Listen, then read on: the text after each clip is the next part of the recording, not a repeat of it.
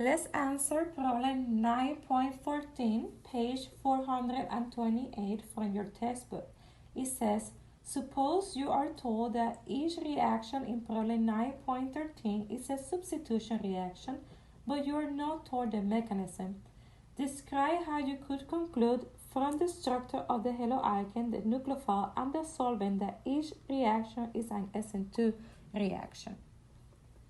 Okay, so let's take a look at the first one, A.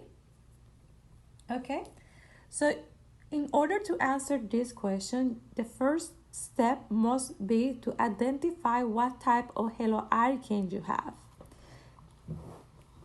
This haloalkane is a primary haloalkane, and when we have primary haloalkanes, we know that the mechanism will not be SN1 because primary carbocations are not stable. And for SN1, the rate determining step requires the formation of the carbocation. So we know that it's going to be SN2 just because of the type of haloalkane that you have.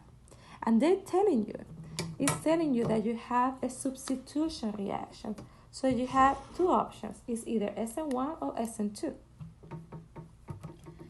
And you also have this ethoxide ion, and this happens to be a good nucleophile.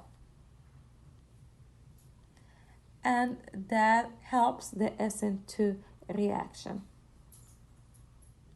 Let's take a look at the next one. This is also a primary haloalkane. You know that primary haloalkanes are not good for SN1 reaction, so we already know that because of this is going to be SN2 reaction. Actually, this is not even known as a primary haloalkane. To be more specific, this is a metal haloalkane. Even better for SN2 reaction because it's smaller than a primary haloalkane. It's less crowded for the backside attack of the nucleophile. Let's take a look at the next one.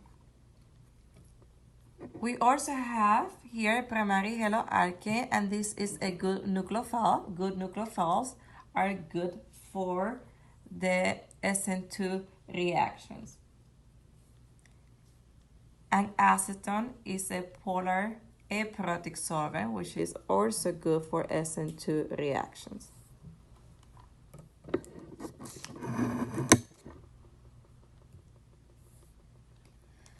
Okay, let's take a look at this haloalkane. This is a secondary one, so let's take a look at the type of nucleophile that we have. This is a good nucleophile. And because of this, we can say, okay, this is gonna go to the SN2 reaction. Keep in mind that ethanol, just like the first one here, ethanol is a polar protic solvent. Again, just because you're using a polar protic solvent, that doesn't mean that the SN2 reaction will not happen. It will happen, it will be just a slower reaction than when using a polar aprotic solvent. All right, let's take a look at the next one.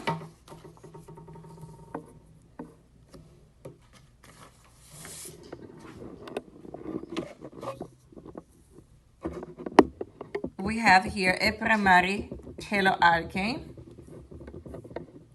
and we have this anion. This is a good nucleophile. So this is gonna go over the SN2, and that ether, that is a polar aprotic solvent. We have here a primary haloalkane, so we know that that is gonna go over SN2 reaction. So if you know that it's going to be a nucleophilic substitution reaction and you have a primary haloalkane, but that's it.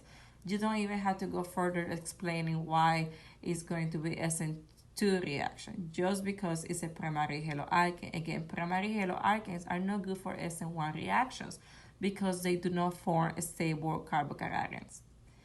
This is also going to be SN2 reaction because you have here a primary haloalkane. And the same reasoning goes for the last reaction here when you have here a primary haloalkane. This is also a good nucleophile, so this reaction is SN2.